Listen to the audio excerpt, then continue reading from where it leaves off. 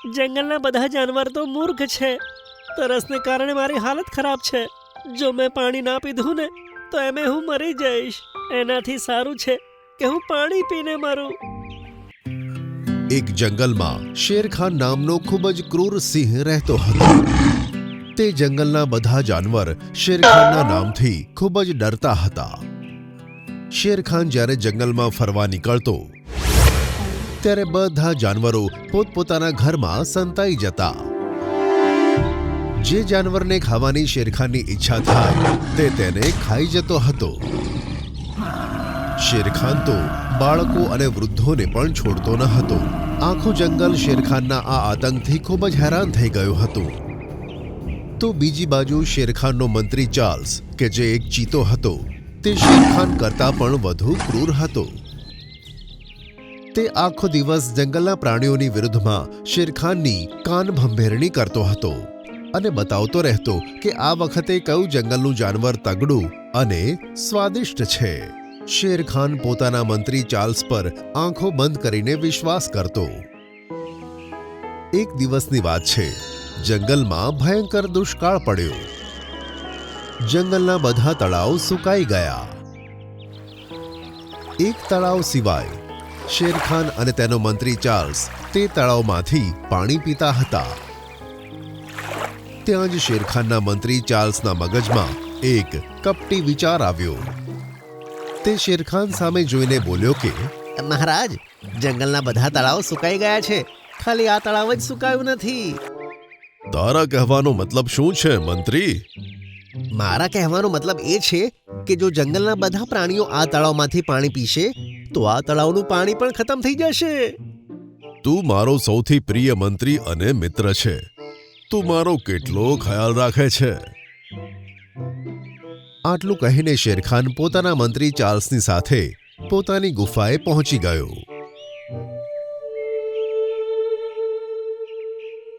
અને તેણે આખા જંગલમાં એલાન કરાવ્યું કે હવે જંગલનું કોઈ પણ જાનવર તે તળાવમાંથી પાણી નહીં પીવે.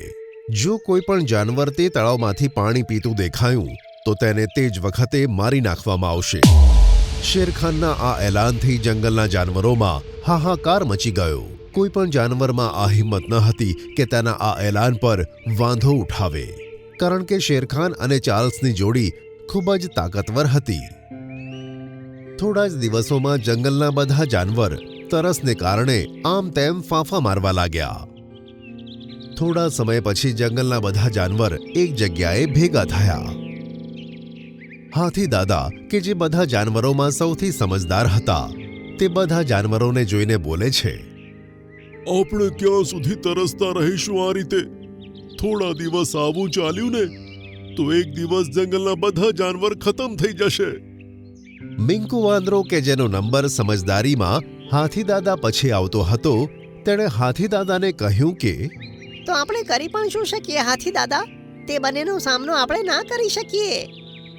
મારો વિચાર છે કે આપણે બધાએ આ જંગલ છોડીને જતા રહેવું જોઈએ. હું તો બીજા બધા જંગલમાં પણ જાઉં છું. બધા જંગલમાં આપણા જેવી જ હાલત છે. દરેક જંગલમાં તમને શેરખાન જેવો જ રાજા મળશે. મિંકુ વાંદરાની વાત સાંભળીને હાથી દાદા ઉદાસ થઈને બેસી ગયા. અને ત્યાં બેઠેલા બધા જાનવર નિરાશ થઈને પોતપોતાના ઘરે પાછા ફર્યા. થોડો સમય આમ જ પસાર થયો. તે જંગલમાં હેરી અને એડવર્ડ નામના બે હરણ રહેતા હતા. હેરી હરણ એડવર્ડ હરણ કરતા ઉંમરમાં મોટું હતું. એક દિવસની વાત છે. હેરી હરણ ઊંઘી ગયું હતું અને એડવર્ડ હરણની તરસને કારણે હાલત ખરાબ હતી. તે પોતાને જ મનમાં ને મનમાં કહે છે, જંગલના બધા જાનવર તો મૂર્ખ છે. તરસને કારણે મારી હાલત ખરાબ છે. જો મેં પાણી ના પીધું ને તો એમે હું મરી જઈશ. એનાથી સારું છે કે હું પાણી પીને મરું. એમ વિચારીને પોતાના જીવની કોઈ ચિંતા કર્યા વગર તે પેલા તળાવ પાસે પહોંચી ગયું. તે તળાવનું પાણી પીવા લાગ્યું. તે પાણી પી જ રહ્યું હતું કે ત્યાં જ એક સુંદર મજાની રંગબેરંગી માછલી એડવર્ડને આવીને કહે છે, તારે આ તળાવનું પાણી ના પીવું જોઈએ. તે તારા પ્રદેશના રાજાનો આદેશ નથી સાંભળ્યો? હા, મેં સાંભળ્યું. પણ જો હું પાણી ના પીત ને તો તરસને કારણે અમે મરી જાત. એડવર્ડ આટલું બોલ્યો જ હતો કે ત્યાં જ તેના કાનોમાં કોઈના આવવાનો અવાજ આવ્યો. તે જેવું જ ફરીને જુએ છે તો ત્યાં સિંહનો મંત્રી ચાર્લ્સ ખૂબ જ ગુસ્સાથી જોઈ રહ્યો હોય છે. એડવર્ડ ધ્રુજતા ધ્રુજતા બીતા બીતા ચાર્લ્સને કહે છે કે મને ખૂબ જ તરસ લાગી હતી, મને માફ કરી દો. તો છે હરણ, તારી આટલી હિંમત કે તું રાજાનો આદેશ ના માને? તારી મોત તો હવે નક્કી છે. આટલું કહીને ચાર્લ્સ ચિતાએ એડવર્ડ હરણને ખૂબ જ ખરાબ રીતે મારી નાખ્યું. આ આખાય દ્રશ્યને તળાવની તે માછલી પોતાની આંખોમાં આંસુ લઈને જોતી રહી. સંયોગથી આ આખી ઘટના ઝાડ પર બેઠેલો મિંકુ વાંદરો પણ જોતો હતો. તે દોડતો દોડતો હેરી હરણ પાસે ગયો અને હેરી હરણને આ આખી ઘટના કહી સંભળાવી. પોતાના ભાઈની મૃત્યુના સમાચાર સાંભળીને હેરી હરણ દોડતો ત્યાં આવ્યો. ચાર્લ્સ ચિત્તો ત્યાંથી જઈ ચૂક્યો હતો. પોતાના ભાઈને લોહીમાં લથપથ પડેલો જોઈને તેનો ભાઈ હેરી ખૂબ જ રડવા લાગ્યો. મેં તને ના પાડી હતી નાના ભાઈ, પણ તું ના માન્યો. જો તું મારી વાત માન્યો હોત તો અત્યારે જીવતો હોત, પણ હું તારી મોતનો બદલો જરૂર લઈશ. હું શેરખાન અને ચાર્લ્સ ચિતાને જીવતા નહીં છોડું. પણ તું આવું કઈ રીતે કરી શકીશ? તે બંને ખૂબ જ તાકાતવર છે. મિંકુ આવું બોલ્યો જ હતો કે ત્યાં તળાવની ઉપરથી રંગબેરંગી કિરણો નીકળવા લાગી. જોત જોતામાં તે બંનેની આંખોની સામે તે રંગબેરંગી માછલીએ સુંદર પરીનો અવતાર ધારણ કર્યું. તું કોણ છે? હું જાદુઈ પરી છું. હું વર્ષોથી આ તળાવમાં માછલી બનીને રહું છું. આમ તો મને તમારી દુનિયામાં દખલ આપવાની પરવાનગી નથી, પણ આ હરણના આંસુ મારાથી જોવાતા નથી. પરીની વાત સાંભળીને હેરી હરણે રડતા રડતા તેને કહ્યું કે તું તો જાદુઈ પરી છે, તું મારા ભાઈને જીવિત કરી શકે છે. ના હેરી, જીવન અને મૃત્યુ માત્ર ઈશ્વરના હાથમાં છે. હું તેમાં કંઈ નથી કરી શકતી, પણ હું તમારી મદદ કરી શકું છું. તમે શેરખાન અને તેના મંત્રીને જાનથી મારી નાખો. આનાથી મોટી મદદ બીજી કઈ હોઈ શકે? ના, તે બંને પોતે એકબીજાને મારશે. આટલું કહીને પરીએ તેના હાથમાં રહેલી લાકડીને મિંકુ વાંદરો અને હેરી હરણના હાથમાં આપી. તેમાંથી સુંદર મજાના રંગબેરંગી કિરણો નીકળીને તે બંનેના મોઢા ઉપર પડે છે. થોડી વાર પછી તેમાંથી કિરણો નીકળવાના બંધ થઈ ગયા. મિંકુ વાંદરા, તું શેરખાન પાસે જા અને તેને કહે કે ચાર્લ્સ ચીતો તેને મારીને જંગલનો રાજા બનવા માંગે છે. અને હેરી હરણ, તું પેલા ચાર્લ્સ ચિત્તા પાસે જા અને તેને કહે કે તે જ જંગલનો અસલી રાજા છે. પણ શું તે બંને અમારી વાત માનશે? મેં તમારા બંનેના શરીરમાં જાદુઈ શક્તિઓ નાખી છે. તમારા મોઢેથી નીકળેલો એક એક શબ્દ તેમને સત્ય લાગશે. આ જાદુની અસર થોડા સમય સુધી જ રહેશે, તો તમારે જલ્દી જલ્દી કામ કરવું પડશે. હેરી હરણ અને મિંકુ વાંદરો દોડતા દોડતા ચાર્લ્સ ચિત્તા અને શેરખાનની પાસે જઈને તેમને એકબીજાની વિરુદ્ધમાં ભડકાવવા લાગ્યા.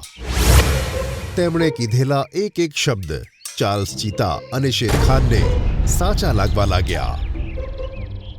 તે બંને ક્રોધિત થઈને એકબીજાની સામે આવ્યા. મેં તને આ જંગલનો મંત્રી બનાવ્યો અને તું મને જ મારીને આ જંગલનો રાજા બનવા માંગે છે. તે મને આ જંગલનો મંત્રી બનાવીને કઈ ઉપકાર નથી કર્યો. હું તાકાતવર ચિત્તો છું. તારા કરતા વધારે સારી રીતે હું જંગલ ચલાવું.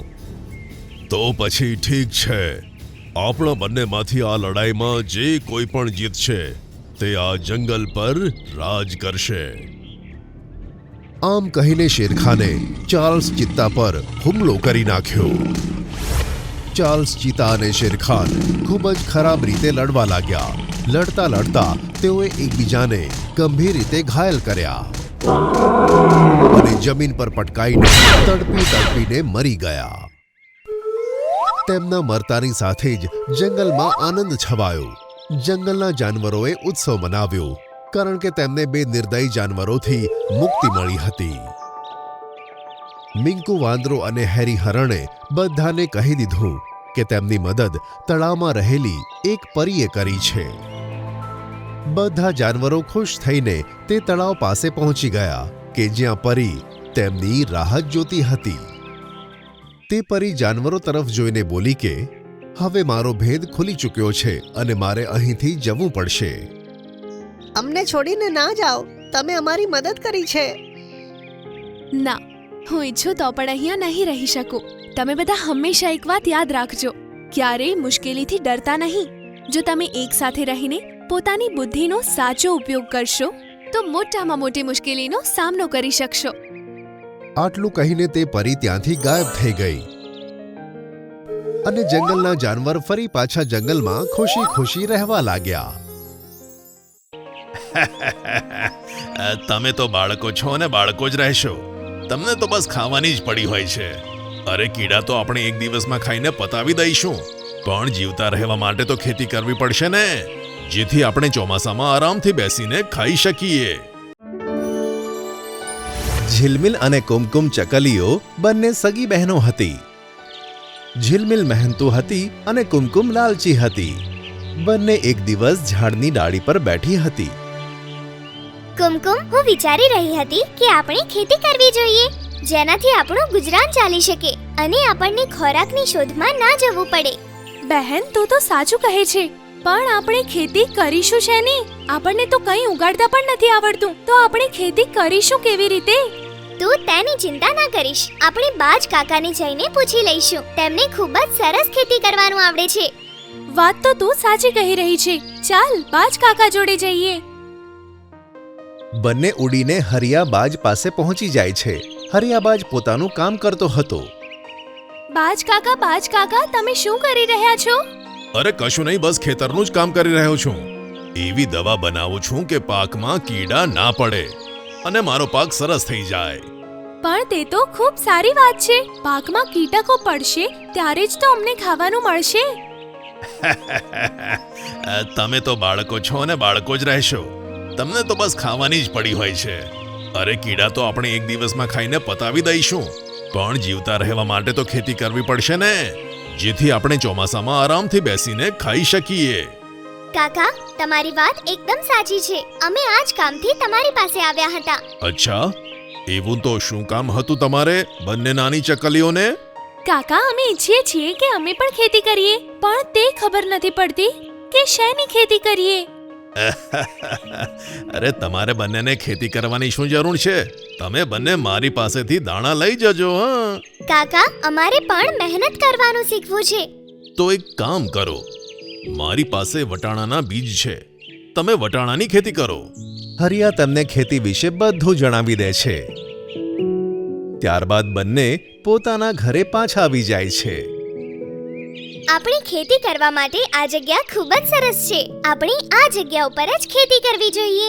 કુમકુમ લાલચુ સ્વભાવની તો હતી જ, તેથી તે કંઈક વિચારીને કહે છે, ના ના, આ તો આપણા માળાથી બહુ દૂર થઈ જશે. તું એક કામ કર, મારા માળા પાસે જ ખેતર બનાવી દે. હું ત્યાંથી તેના ઉપર નજર રાખીશ. અરે વાહ, આ તો ખૂબ જ સરસ રહેશે. બંને ચકલીઓ ખૂબ મહેનતથી ખેતર ખેડે છે. તેમાં વટાણા ઉગાડે છે. ખેતરમાં વટાણા ઉગી નીકળે છે. બહેન, આપણો પાક તો ખૂબ સરસ થયો છે. જો ખેતરમાં કેટલા બધા વટાણા લાગ્યા છે. હવે આપણે ખાવાની શોધમાં આમ તેમ નહીં જવું પડે. વટાણા પાકતા જ આપણે તેનો ભાગ પાડી લઈશું. તું સાચું કહી રહી છે. વટાણા પાકતા જ આપણે તેના ભાગ પાડી લઈશું. બંને ચકલીઓ રાત્રે પોતપોતાના માળામાં સૂવા જતી રહે છે. ત્યારે કુમકુમ ચકલી વિચારે છે, જો વટાણાના ભાગ પડ્યા તો અમને સરખા હિસ્સે વટાણા મળશે.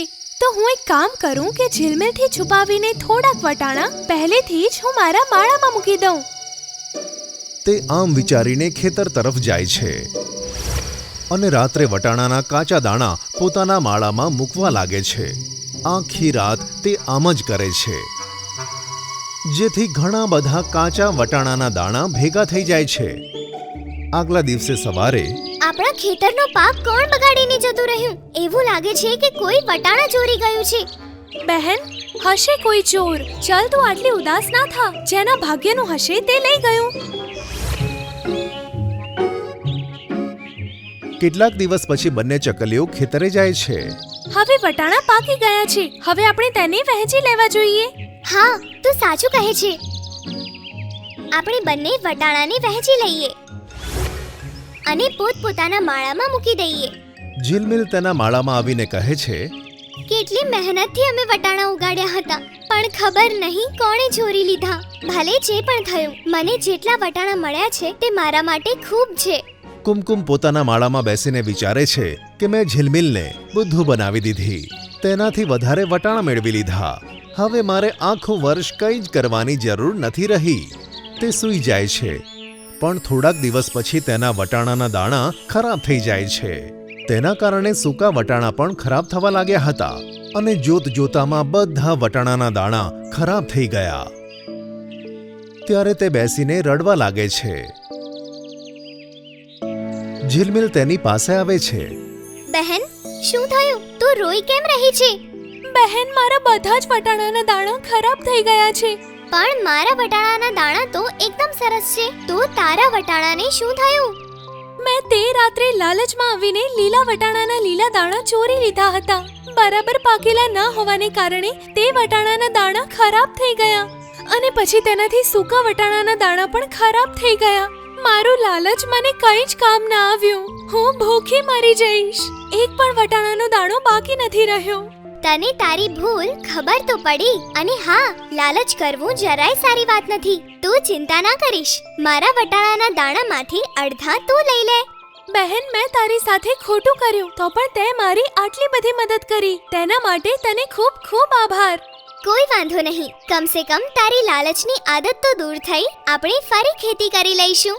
અને બંને ચકલીઓ હસતા હસતા ભેટી પડે છે.